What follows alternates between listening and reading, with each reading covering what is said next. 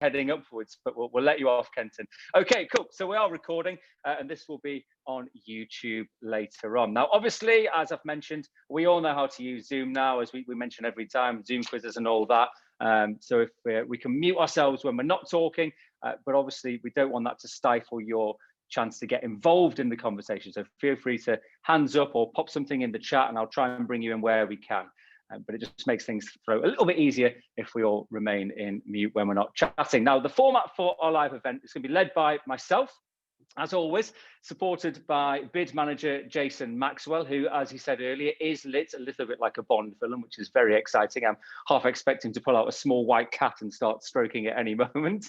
$1 million, yeah. Wing woman Max Freer is also here, as you've seen, from One of a Kind. And of course, most importantly, you guys. I know we've got Jacob Tribe, who's joined us this afternoon from the Education Training Collective. Thank you very much for joining for the first time, Jacob. I hope your first time experience is worth it. Also, we've got lots of our regulars I can see there. We've got Catherine Barnes from Gideon floating around. We've got Emma Story from Just William, Ellie Reese from Collab Media, I believe, is here. We've got Andy Elliott from The Hub, Carol Sanderson from Newcastle Burnside. It's lovely to see all you guys and everyone else that I haven't mentioned. Now, this afternoon, we do have a absolutely stellar community gathered for the Met Live, from international trade, from law, from housing, from entertainment, from public office and political office. We've literally left no stone unturned. And our theme for today's conversation is going to be future focused, okay? Our guest contributors include Metro mayoral candidate Jessie Joe Jacobs, who joins us again, I'm pleased to say. Jo Ager from Stockton Globe, lovely to have Jo with us once more. The Executive Director of Customer Services at 13, David Ripley.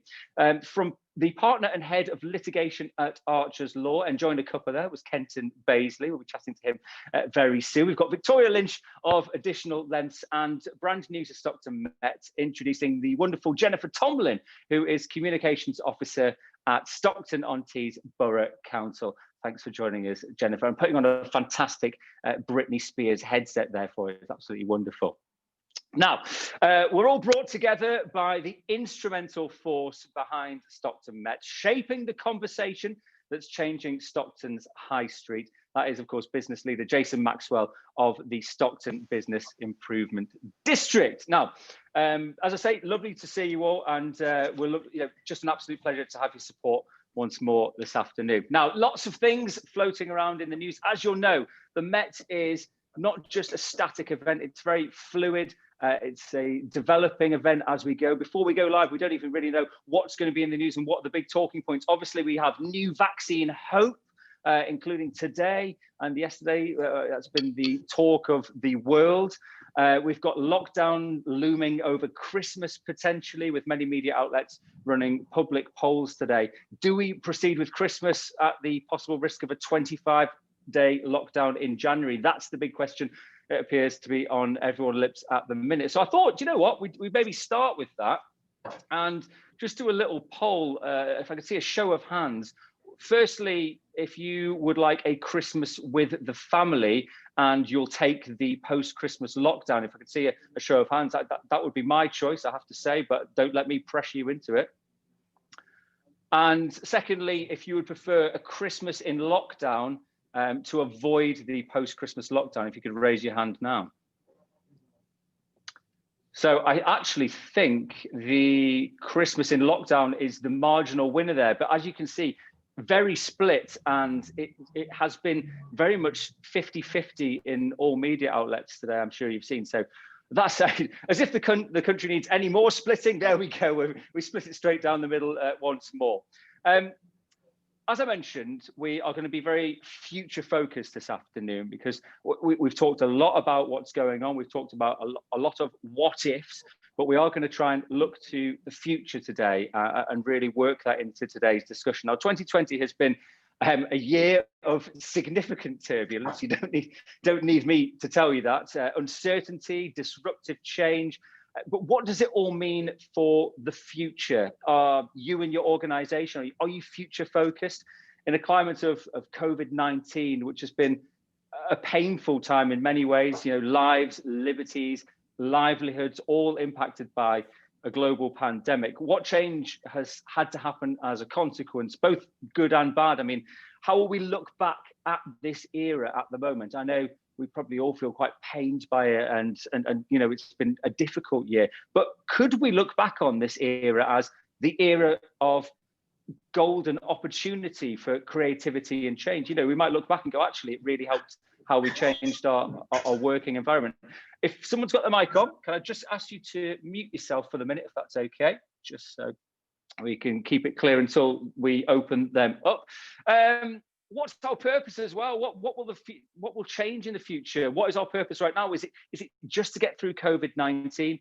Is it to revert back to type before COVID-19? Or is it to break free of that conversation, reform and re-emerge as something new? I'm interested to get everybody's take on this as we move through this afternoon.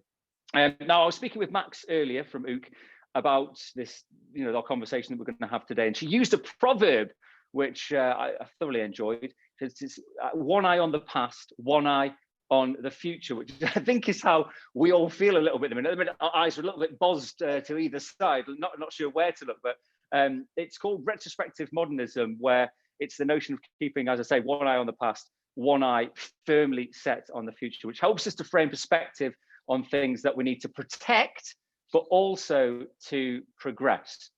So past, present, progression, the 3 Ps is the core focus of the work being delivered by Jason Maxwell at Stockton MET as he battles COVID-19 from his Bond villain layer. And you know what, a high street that already in change before pre-COVID has had to change even further. So Jace, as always, I'm going to come to you first, my friend. It's been an intense time for your levy member community and yourself included. The service industry in particular has really borne the brunt of COVID-19. How are things and how's morale? Yeah, I think it's been a difficult time, not just for us and our levy payers, but right across every community, whether it's business or sort of a domestic community, really. It's been hard. It's been really difficult, I'll be perfectly honest. I've had conversations over the past couple of weeks that have been, if I say heartbreaking, that's probably not too strong a word. I've been to businesses up and down our high street. Last week, I probably went and saw about 15 businesses.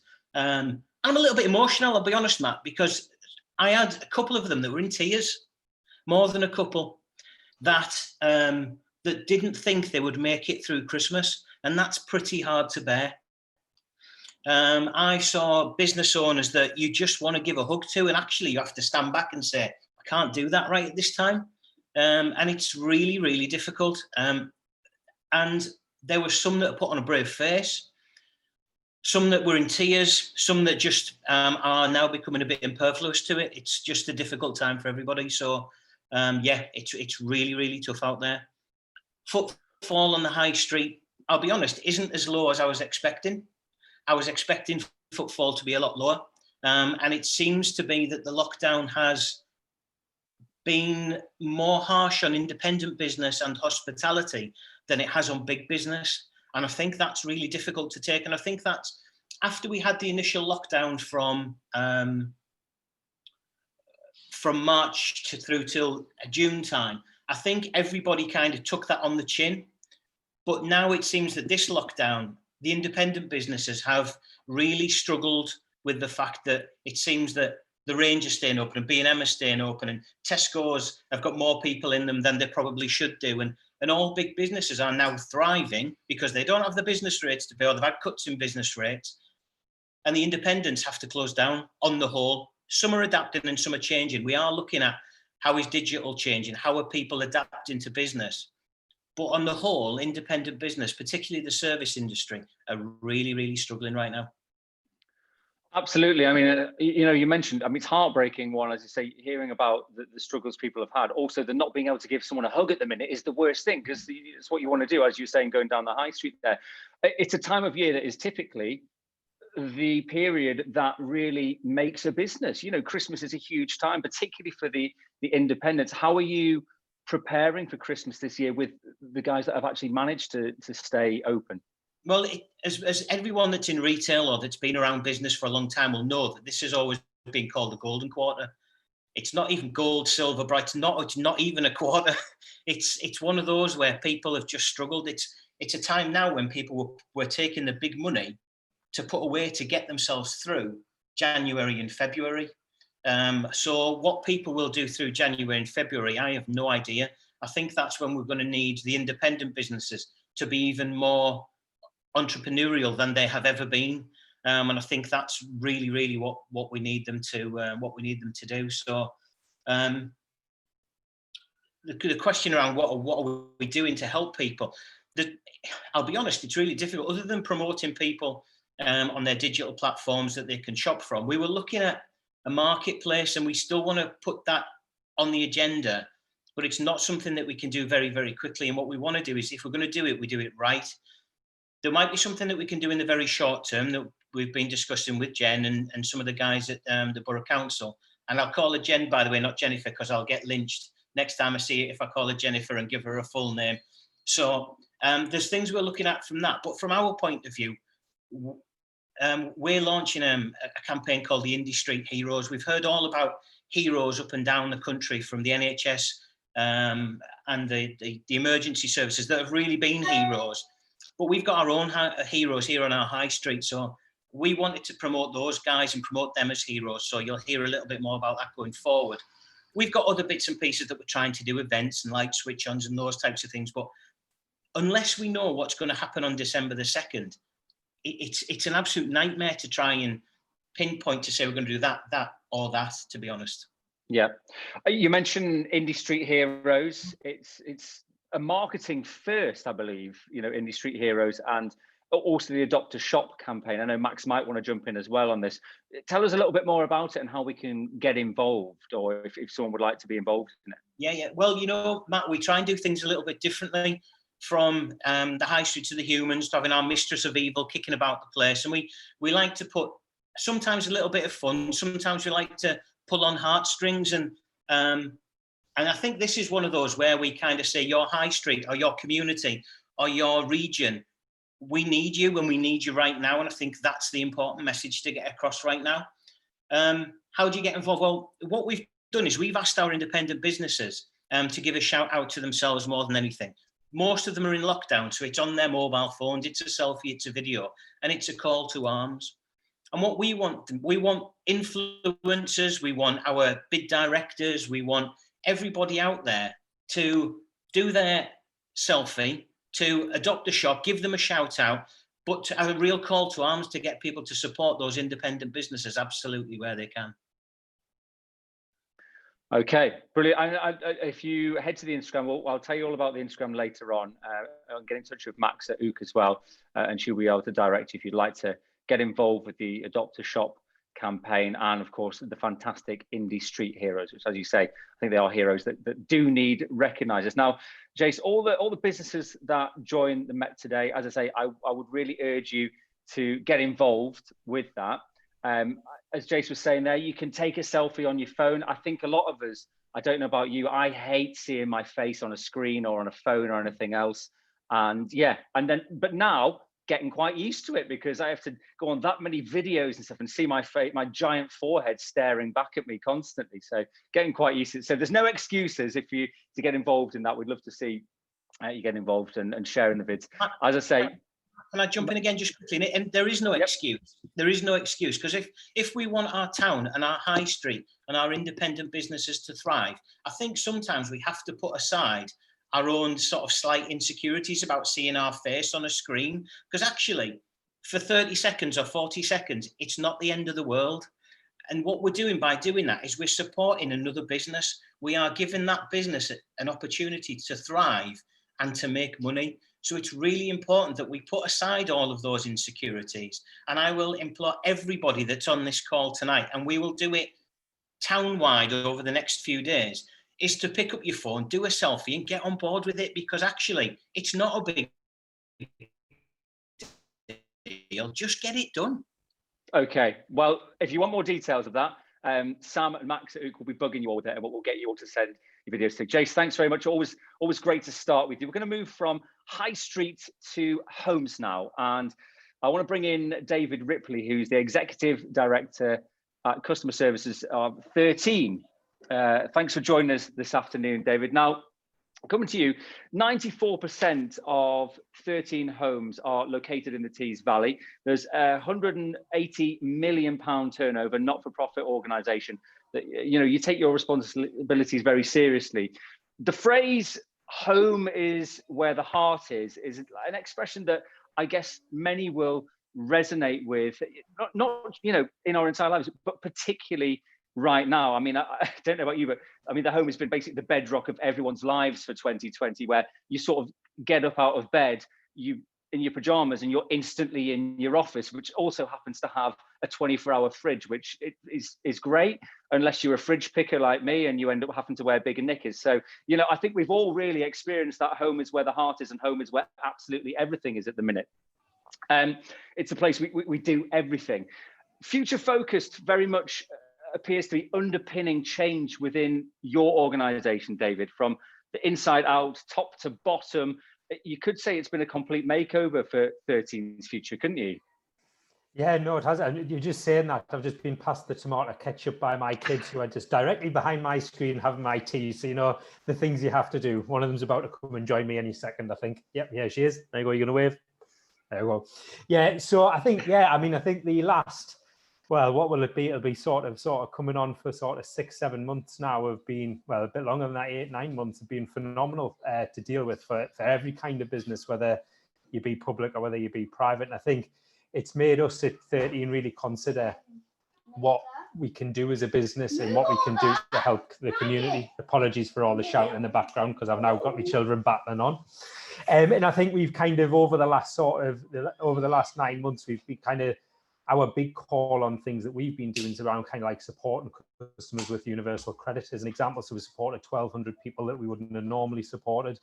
And I think kind of trying to get services rolled out, and sometimes not the most glamorous of routines that people will see. So unfortunately, we've had over 160 new cases of domestic abuse. Obviously, it got some highlights in the first lockdown, but the second lockdown that we're now in, although it's slightly different, some of these real issues are happening. But I think on the plus side, what we've also seen is kind of a support for around about 1,200 people that we've given money advice to, and trying to help people who've either been on furlough and become sort of unfortunately unemployed or about to become unemployed.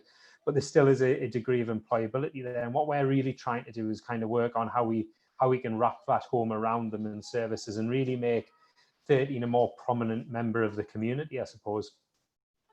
And your specific role has kind of been tweaked, hasn't it? And the internal management structural changes have obviously been undertaken at 13. Can you sort of update as to what that means externally, away from the company?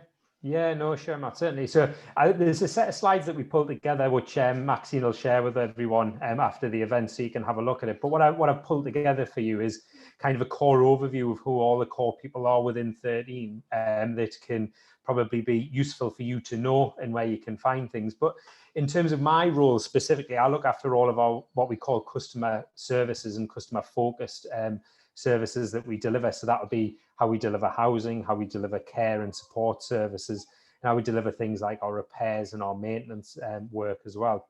And that essentially takes us into 34,000 people's homes every single year. We have around about a rough rule of thumb of about 72,000 people live in those homes that we have to deal with every year. And that's a whole range of scenarios that we have to deal with, just people who go about their day-to-day business, maybe reporting the odd repair, but we do deal with, at the very far end of the spectrum, some quite sort of unique cases and some quite severe needs where we work in partnership with the local authority to do it. And one of the big things that we're starting to push on now is around our experience for customers, and we'll be coming on to it in due course. And the high street plays a pivotal role in that for us, but also things such as a rewards card, a loyalty program, if you like, that we're about to start to launch, hopefully in the next sort of 3 or 4 months. And where what we're looking to do through that, if people are interested, is try and showcase local businesses as part of that, and really sort of help sort of play our role as a community integrator and networker, if that makes sense. It absolutely does make sense, David. I mean, it sounds like you've got, there's big plans there. I should just say to everyone, by the way, if you do fancy chipping in, if you've got any questions for David or to talk about anything that we get onto during the Met, all you got to do, raise your hand or pop something in the group chat. You'll find the chat bar at the bottom, as we all know, and you can jump in whenever you want. We've warmed up now, so there's no excuse. Normally I leave it till about now to sort of engage on, because at the start everyone's like, I am not talking, but now we've got David chatting. We by all means feel free to let me know if you'd like to jump in. Jason needs no invitation, straight in there. We'll head over to Jace. Yeah, no, normally the way, and I think David briefly mentioned the high street there as part of his topic there. And I think that's a great thing about somebody like 13 when we're talking about progression and change. With the way that someone like 13 Group has come onto the high street, I think that's an absolutely fantastic thing for everybody, really, is that they're trying to come into the community, give their community somewhere to come to, and a place where they can communicate better than just having to dial a faceless call centre. I think that's a really good sign of progression by one of the leading businesses in the Tees Valley. I think it's fantastic, David. No, I appreciate that, Jason. I think we took a lot of feedback on board from our customers. I think I started with a business in around about 2017 in a different capacity, and one of the big things at that time was that we faced a bit of criticism. I think it was fair criticism from customers that we'd maybe become a bit too corporate and a bit too distant. And when we started looking at how we wanted to deliver services, and actually, I think sort of Matt touched on it before, it's kind of home is more than just bricks and mortar. And I think that's been emphasized more so now. And we think we've got a bigger role and a wider role to play in community. I think that was part of why we took out the facility that we have in the high street, was that within there, yes, you can come and talk to us about paying your rent and all of those other things that a housing association and a landlord needs to do. But we've also got in there, we've got an employability hub, which we're picking up and having discussions with the Stockton local authority, with Gary Cummins there, about what they can learn from that and how that works as well. Because we think that space that we've created there it's more than just a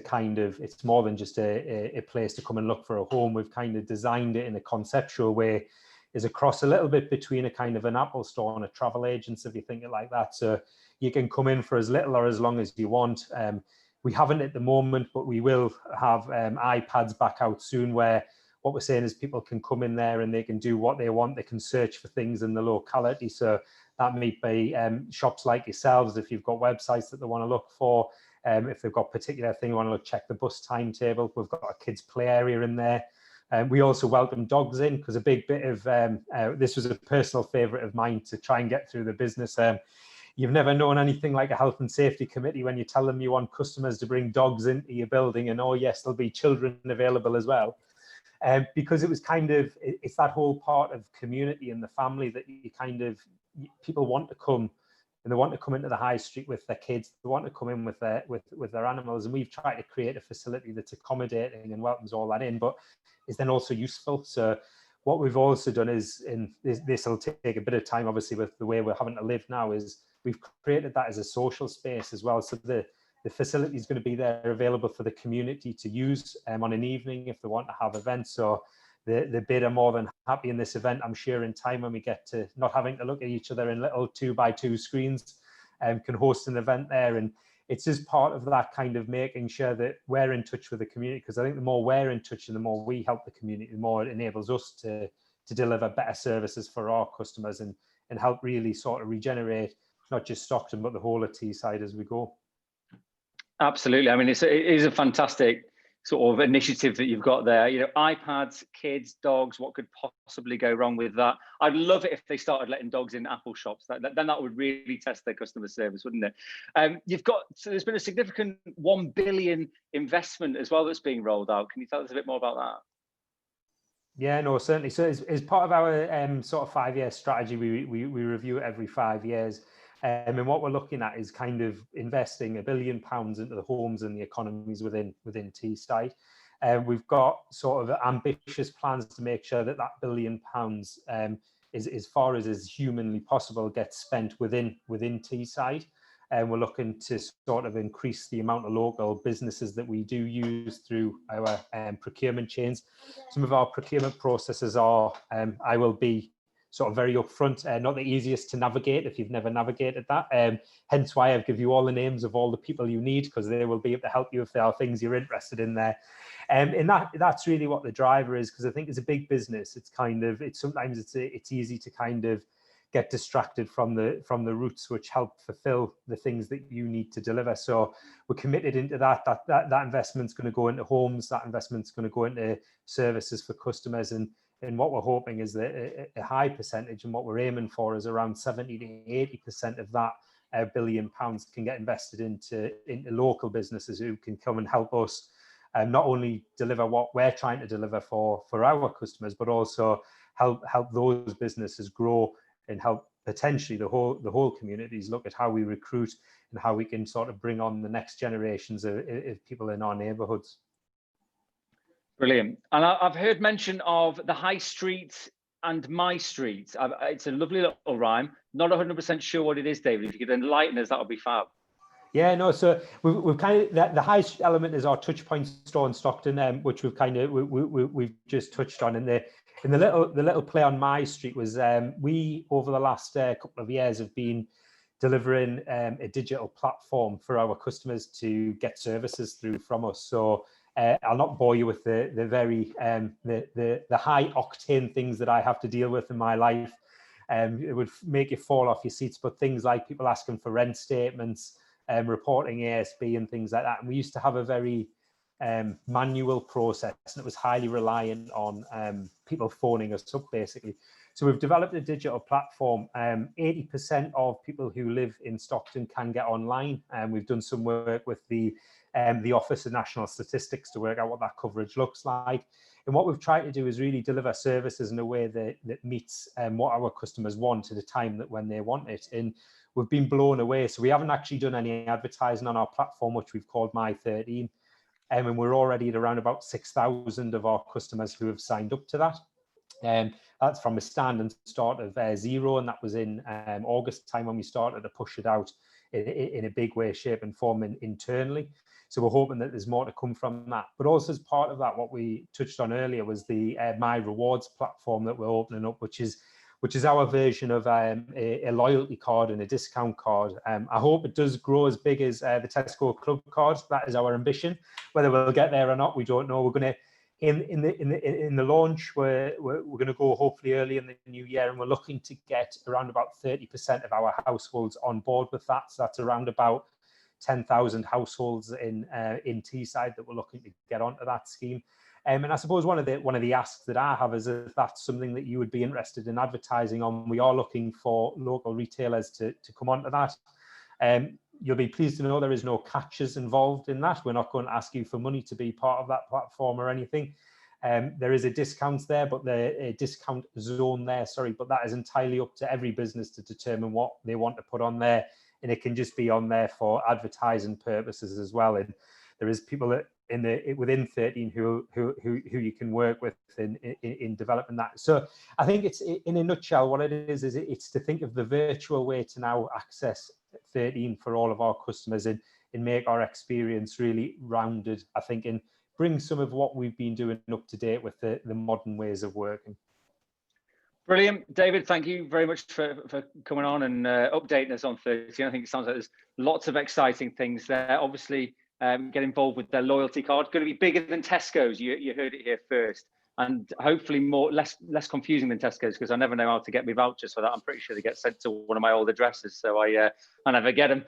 Someone else is really dining out on cheap beans because of me. And you mentioned, David, that you don't do a high octane job, but you've just done a Zoom conference with kids in the background, which is an extreme sport in 2020. So that's pretty high octane. David, thank you very much for joining us. Really interesting. No problem. Thanks, chat to you. Now, advocacy for the Met and Stockton Bid has really grown our community in the last 2 years. And an early adopter of the Met has been Sophie from Archer's Law, who today is joined by Kenton Bazeley, who's partner and head of litigation. Now, Kenton, it's lovely to have you on board. Lovely to see you here as part of the Met. Now, for the benefit of the Met attendees, can you give us a little brief description of your role and purpose at the firm? Yeah. Sorry, you can hear me, can't you? I'm just trying to unmute myself. Yeah, I'm Kenton. I'm as you said, I'm a partner and head of the litigation team, which generally means that the litigation team get involved when things go wrong, unfortunately. So hopefully none of you will ever need me anyway. But my role, I suppose, in addition to that, is as one of the partners, I'm involved in moulding how the firm works, progressing the firm, and developing what we do going forward. Absolutely. Sorry, I couldn't find the mute button there, Kenton. It's you would think I would have learned by now the number of METs and the number of Zoom calls we've done. Now, first, an obvious question, I guess, is how's business? I mean, it's I imagine it's been a productive and profitable year still for the firm. It's still one of those unpredictable things. I think everybody still is and there's a certain degree of anticipation about what's going to happen. I mean, as far as the firm's gone, yeah, it's been a decent all-round year financially in terms of how the work's gone and all of those type of things. But you know, come 23rd of March this year, when everyone suddenly panics, lockdown happens, and no one has a clue what's going to happen going forward, we're all still thinking, whatever business you're in, is this going to still exist tomorrow, next week, next year, next month, next year? All of those type of things that go through your heads, and you think, well, we're employing 72 people here.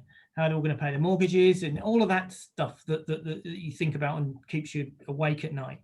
And then you spend the next couple of weeks trying to get us back working from home, but some of the jobs couldn't take place anyway. You know, you've got a conveyancing team, for example, who no one was moving houses. You couldn't do anything with any of that stuff.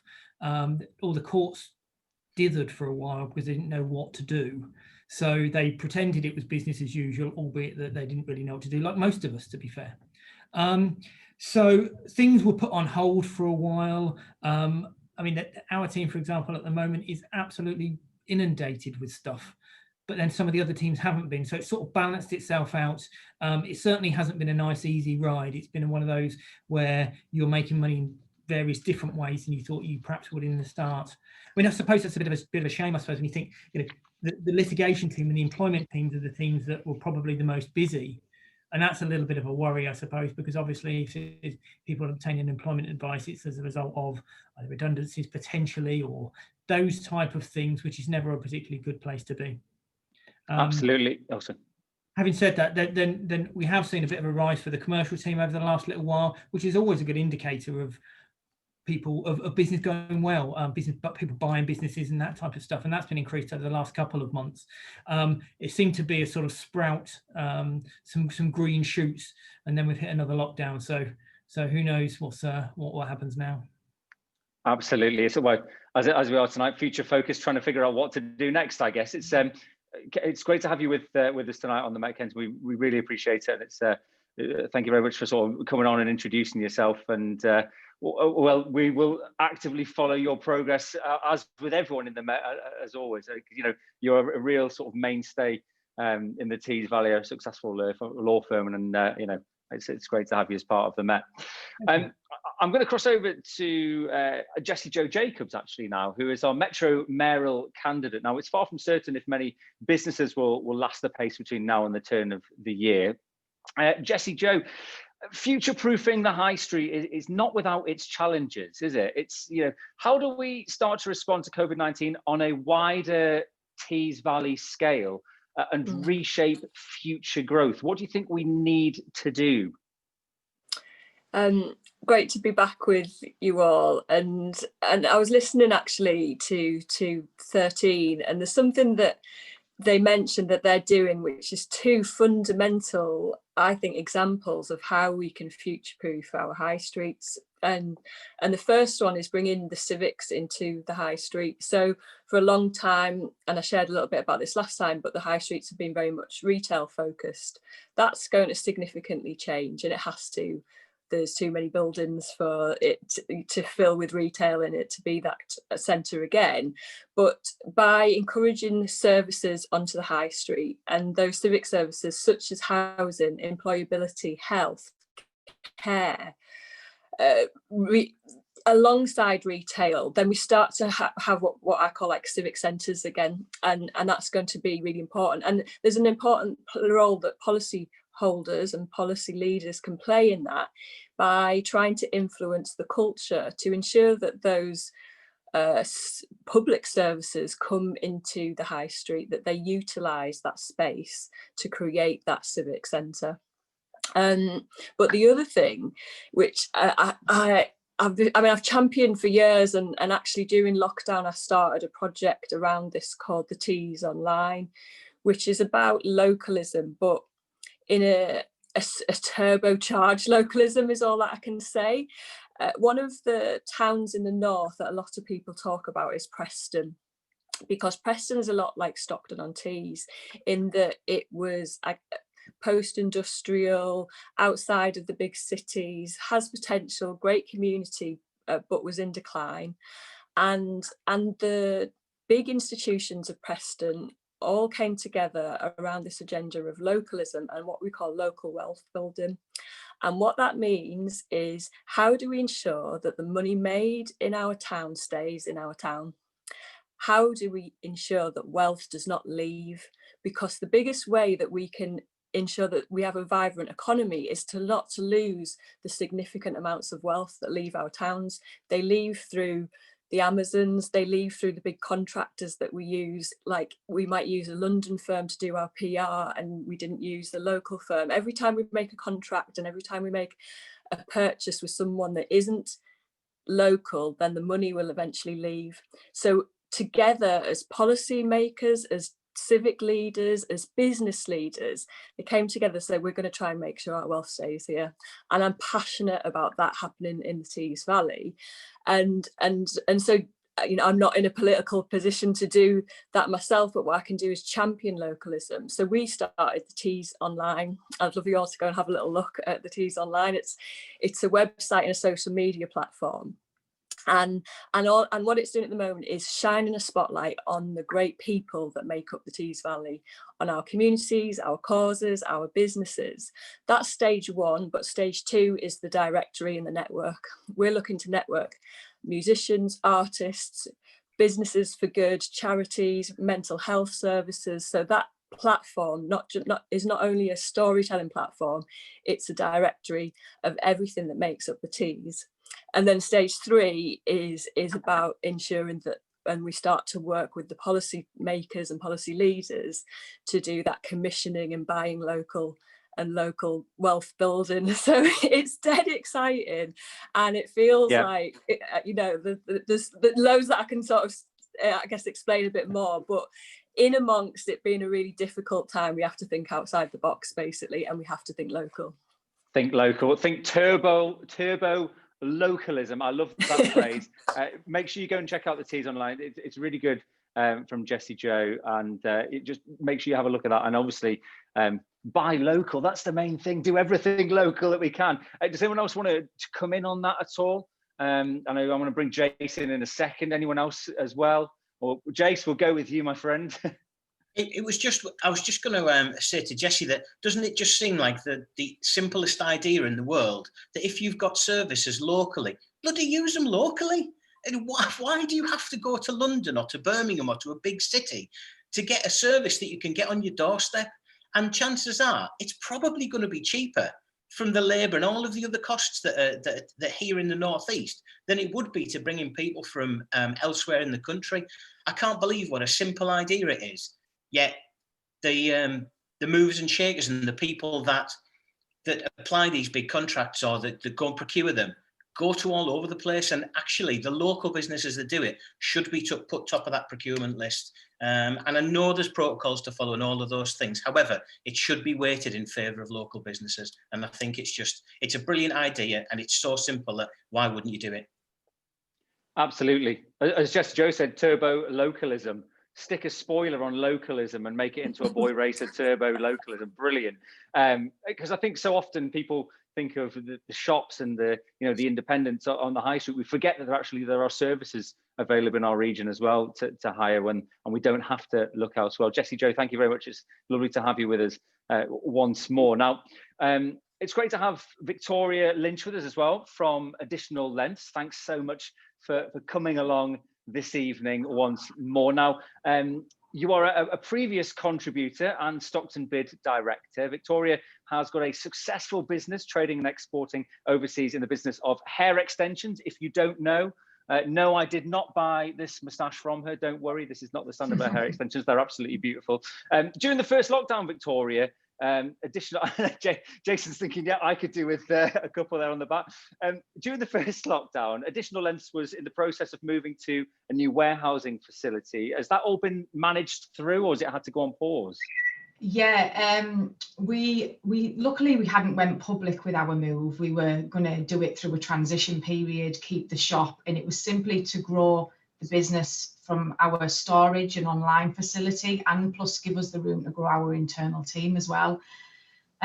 We faced some massive and mammoth challenges, obviously due to the first lockdown, with things that weren't delivered. We'd got the keys in February, and we had to have works done completed to meet the insurance policies.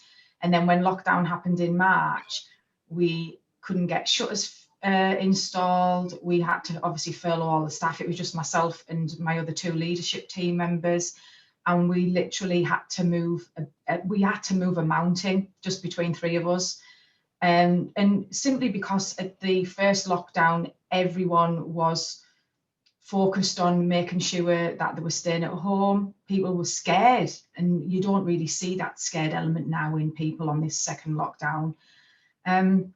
But I think the fact that we didn't go public, we used the opportunity of that lockdown to try and take our time, make sure things were done properly. At least we weren't overwhelmed, but we were still full of anxiety and worry as to what was going to happen to the business. We'd made a massive cash injection to get the warehouse up and running, and then literally overnight our sales were just wiped off the face of the earth. And even though we do have stores and a salon locally and now the warehouse locally, 98% of what we do is actually to supply our products globally, predominantly the UK. And because we service the trade sector, the fact that salons had to close literally just wiped our income and revenue. So we've identified a lot of things that we maybe need to look towards, and even though our store was consumer focused, we should really concentrate on that. So we've identified what we should be doing to grow more, and from a financial aspect of how the first lockdown had impacted us. But for me, we had the website running in the background, so anybody could still order online. And as the government guidelines started coming in and being updated weekly, and it was the public element and all, anywhere that was public servicing that had to close, but online warehouses and businesses could operate in the background, providing that they met social distancing. And even at the store, we could have done that behind the scenes. But I was literally that frightened for everyone's life, including my staff, just the general population, our customers, not knowing what we were facing back then. I took the decision to actually close it completely. So for a full month, we didn't ship anything. We came under a bit of scrutiny from some people. We had to then ship some removal items, because when you've had hair extensions in so long and they need removing, stylists were then advising clients to remove at home. So we then had to start shipping a few items. But for us, mainly, I was not going to be part of anyone doing anyone's hair illegally. So, and I know that was happening. And we were only one of 2 brands within our industry that actually closed our doors fully when COVID first hit within the first lockdown. And I was just like, there's no way I'm going to play part of anyone selling hair to anyone simply to get the money in. But little did anyone know that we were already overwhelmed with workload in the background, and we used that to our advantage, basically, to actually get the warehouse set up. It took longer than expected or anticipated. There's always somebody that interrupts you. And yeah, so we managed between 3 of us, and then when it was safer for like me kids to venture out, or people were allowed to like go out and do a bit of exercise, I brought my family in to help us move, and my kids were lifting stuff out of the shop. And we faced issues where from an insurance point of view, due to like value of stock, because we didn't have shutters on here, we were only allowed to move so much. So then we had to carefully like pick certain items and range. It was a bit of a nightmare, but yeah, but we done it, and you just had to get through it. And I just feel as though we're not in the same position now. It's a strange one. It's one of those where you've taken the situation, and our whole conversation tonight is about being future focused. I think, Victoria, it's good to hear that a great business like yourself, and one that's an absolute pride of the area, has managed to keep moving forward, and has been focused on, rather than what's going wrong, it's actually developing forward, which I think we can all take a great lot from that. Thank you for coming on and chatting once more. It's always lovely to hear from you. Can I just make a point though, obviously, when you're talking about the locals, because Maxine had said there was a couple of extra questions to answer as well. I feel as though more could have been done, especially the pressure on local businesses. More could have been done for commercial landlords. And I feel like a lot of the small businesses, I mean, we've managed simply because we do have our online facility that kept us going. But that first lockdown, I will be honest with you, in our revenue, we lost £2 million. Like £2 million was literally just wiped off our revenue during that time. We were doing little tiny sales, and that was just for small items, but there weren't the bigger picture that paid the bills. And we owed 1.5 million out for stock that we still had in production in China. So it was like, well, where are we getting the money from to pay this? There was like huge anxiety over what was going to happen and when things were going to happen. But we managed, so I'm not so worried about that in general. But I really feel for the smaller businesses, especially the startups where they've got staff that are furloughed, and then those excluded that don't qualify have to then pay still commercial rents.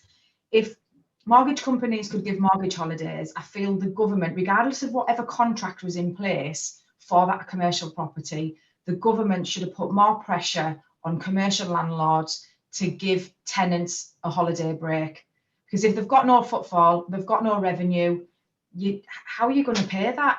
You need to be able to have come to some type of agreement, and whether they asked for that, or I think there should have been a bit more allowance on what the tenants and landlords could have discussed further to at least ease some pressures, because it's not fair on a new employer having their staff furloughed, and I know someone this happened to, but they didn't get a penny, but their staff got furloughed. They didn't get nothing because of obviously the situation with the self-employed registrations, and they still had commercial rent to pay, and a new business just had to fold.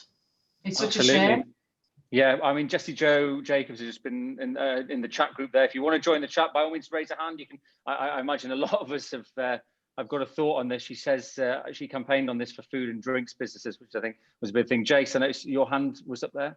Yeah, I think to hear someone like Victoria talking so passionately about that, I think it's absolutely the right thing as well. And I think what's happened in the past has now happened. And I think you're right, Victoria, that something should have been done a little bit more. What we can do now is we have still got an opportunity to do that for January and February. And I think they're going to be the times when it's really quiet. So that bit's gone, but let's see what we can do with commercial landlords for January and February, where it's going to be a really, really quiet time, when it's always quiet, and it's going to be devastating. And it's the same business rates. Well, with business rates, there's going to be people now in January that are going to be putting notice in on their lease agreements. Get out of them in April time when business rates come back on. And as a government, they cannot wait until the last minute before they start again to say, oh, well, there won't be business rates next year. This has to be something that is dealt with now. It's the waiting game. And I have spoken to the local MPs. I've petitioned with the ATCM. This cannot happen last minute. Otherwise, we will lose a quarter of the businesses that are on our high street. It has to be a decision that is made in the next week or coming weeks. Brilliant. I think that would just obviously alleviate any ongoing worry that people have, because it's all right having something in the bank to plan for a rainy day, but this is not just a rainy day. This is a storm that no one can see the end of. It's absolutely pouring, and no one knows when that's going to stop. So it something needs to be put in place to relieve the pressure on these individuals, because that's where the upset is really with and obviously your passion with that, Jason. Victoria, great point. Thank you so much for coming on. And I mean, I think that's a fantastic point. I was obviously backed up by Jace there. I'm sure we've all got a point of view on that. I know Kelly Hines has just popped in the chat there. Commercial property team at Hewitt's can assist in reviewing lease terms if that was of interest to anyone. Victoria, thank you very much for coming on. I'm gonna move now to Jen Tomlin. I shouldn't use your full name. I realise it's Jen rather than Jennifer, the communications officer at Stockton-on-Tees Borough Council. Lovely to have you here, new to Stockton Met. I guess so I'll have a quick word with you, really. How have you found your first Met? Any thoughts on the conversation so far? Yeah, so just kind of a background for me, guys. This is week 3 of my new post, so still very new to the role. I'm actually going to be responsible solely for the communications across our new town centres development programme. So everything kind of big, bold and exciting that's going to be happening across the towns and across the 6 towns in the borough. But I just think kind of from my perspective of just listening in here, it's really inspirational to see so many people from so many businesses coming together to talk about change in the town centre, whether it's the high street or the homes, as we've just heard, or from individuals who've obviously got their own businesses as well. I think kind of from our role with delivering these services, it's just about showing what we can do as part of, a bigger future focus of regeneration, but then also equally, it's just as important about engaging with smaller businesses and independent owners to adopt more broader ways of trading, in terms of change and support for the future, whether that's even just encouraging residents and, our families and colleagues to support some of these campaigns like Jason's just mentioned, like Adopt a Shop. And I'm really impressed by the kind of informality of this format as well. I think that, as a community, sometimes you think, if you're coming into a meeting where there's a lot of businesses from certain areas, that it's going to be quite a formal setting. But I think just showing this discussion and how passionate people are about their own individual areas of work and supporting each other for the good of the community is a really good way of showing change and inspiring change in a different format, as well as business from a kind of more personal level as well. Excellent. Well, Jen, it's lovely to have you with us here at the Met. It's nice to feel that you're experiencing it like that. We do try and make it a disorganized, organized mayhem is kind of how you look at it. And, it's a free for all. Anyone is willing to get. And we try and make it that meeting that you don't dread at 4 p.m. On the 3rd Thursday of the month. We try and make it that meeting where you actually look forward to it and look forward to an open conversation that involves everyone. So Jen, it's lovely to have you on board, and we look forward to hearing from you in the future at the Met. And if anyone wants to talk about big, bold and exciting things at the council, then Jen is your lady to do just that. So thank you so much for being with us. Yeah, look forward to the new sessions. Excellent. Look forward to any more sessions, yeah. Brilliant. Well, thank you so much. We're going to scoot over to Jo Ager, who's from the Globe Theatre in Stockton. All very exciting things going on at the Globe. Now, we've got to look beyond where we are now, particularly with the Globe, and talking about, future focus. That's very much what we are with the Globe, where when we can socialise again, when we can sit together, when we can hang out together, the Globe Theatre is going to be the place to go. It's going to be the place. They're going to welcome us with open arms, aren't they, Joe? It's going to be brilliant. The future is looking incredibly exciting. 2021, your inaugural opening year. Are there any exclusive snippets that you can tell the Met lot? Obviously, look at us. We're all such a trustworthy bunch. We promise not to tell anyone.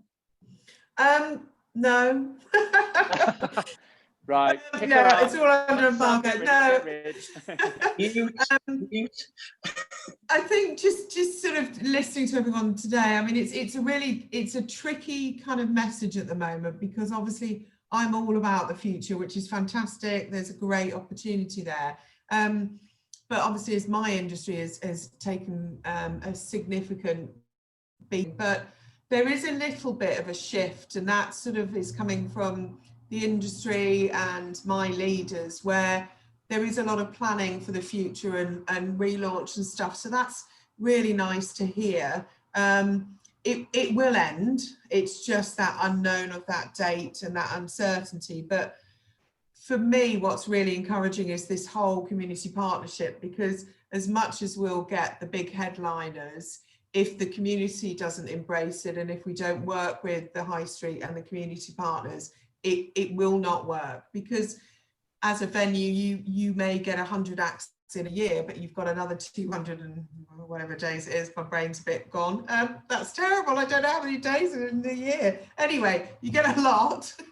Yeah. Well, if it's 2020 we're talking about, there was 2,000 days in April, I believe. That's it. That's the problem. You know, and there's a lot of opportunity to invite the community in and invite the high street in and work with those partners. So that's the bit that we're really excited about. We have a fantastic creative learning and community partnership that runs across the business, and that's kind of when we were talking about the future, it has to be about that kind of creative partnership moving forward, as well as selling tickets and the commercial aspect. So this forum's great for that, because I'm already picking up ideas and thinking, right, I'll be in contact with David on how we can, you know, integrate his community into our community, how we can support each other. There's lots of opportunity, but it's exciting. There's lots coming. There will be some announcements before Christmas. Sign up online, because you do get the pre-sale announcements to any of the stuff going up if you sign up on the website.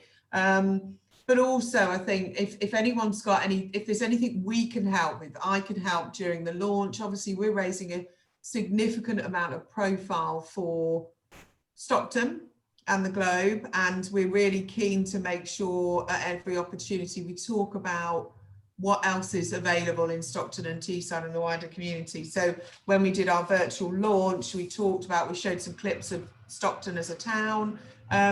So we've got a voice. I'm very happy to use that voice to support everyone that's particularly as part of the bid, the Met, and that kind of wider community focus. Absolutely. Well, Jo, you are a shining beacon of hope at the end of what has been a turbulent year. But as I say, we're not talking about that today. We are future focused, and we all can't wait to get down to the Globe and see the fantastic. What shows did you say were coming? No.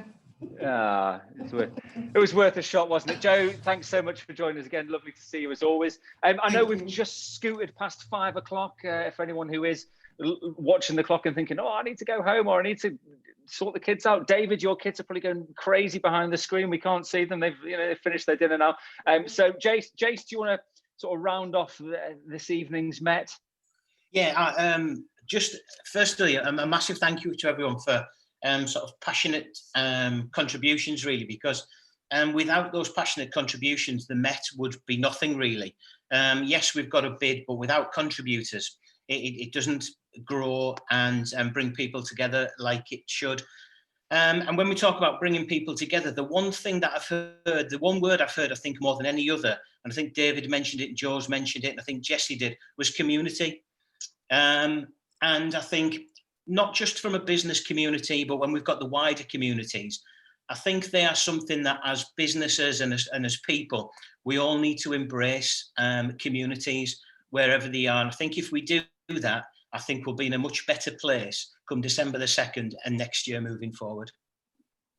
Absolutely. I think we all agree with that, Jace. And, we look forward to all working together to do that. Obviously, it's great to have you lot here. We love the conversation. The conversation does not stop here either. If you want to get in touch with Max or Sam at Ook or Jace or anyone else, then we absolutely welcome that. I'm just going to quickly bring in Sam from Max from One of a Kind, or Ook as you may know it, who's been sat there very quietly. But I wanted to just get the final shout on Indie Street Heroes and Adopt a Shop, the campaign that everyone can get involved with. Do you want to just quickly go through, I guess, so everyone can get their videos done and get supporting? Oh yeah, thanks, Matt. Firstly, thanks to all the contributors who have worked with me just to get all of this event together. So big thanks to you guys. But yeah, Indie Street Heroes is a really simple way that you can be involved in this campaign, and I'm really delighted that Pauline Beale is with us. Pauline, can you give us a wave? Councillor Pauline Beale has been our first influencer, and she's done her selfie video. So the idea about this very quickly is, as Jason mentioned earlier, a lot of these independent retailers don't operate on a digital platform in terms of a traditional website, and they may be on various social media spaces. So we came up with this idea to get all the businesses to do selfie videos and do it with loads of fun. We've got some amazing videos that we're going to be reeling out shortly to show you. But we'd really encourage you guys as business leaders, as influencers, to take to your mobile phone, because we've all got one. So I know exactly who's on this call tonight. So I'm going to be following you with a personal email, just to say that you support the Indie Hero campaign. Find a shop in Stockton that you love. Give us a reason why you're going to buy with them. Send your videos to us and we'll start posting them out, and we'll send you a group email to launch the campaign next week. So please, please just get on board with the Indie Heroes and be a hero yourself and champion this campaign. Thank you.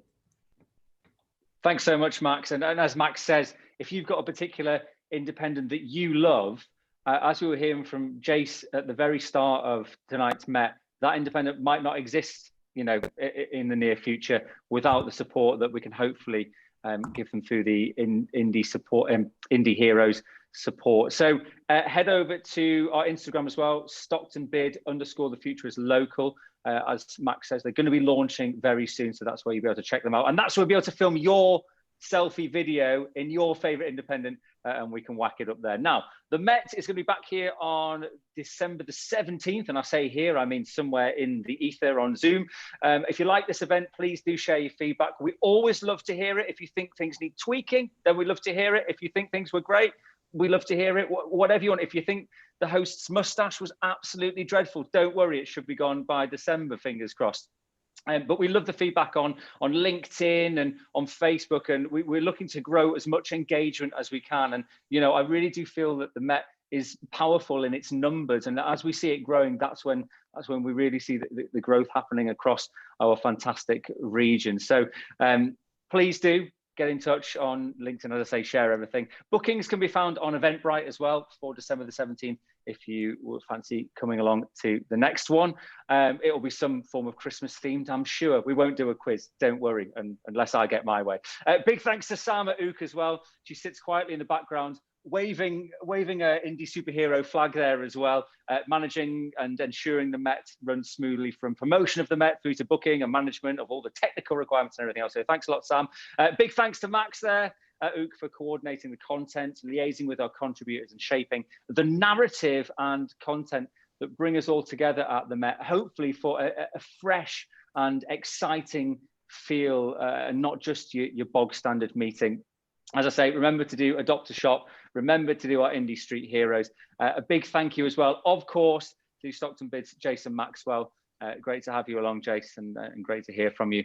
I hope you all stay safe, and I hope to see you all again in December on the 17th. Thanks very much. Have a good night. Bye, everyone. Bye. Bye. See you later, guys. Bye. Bye. Bye. Bye. Hi, everyone. Bye, everybody. Bye. Bye. Bye. Thanks, Matt.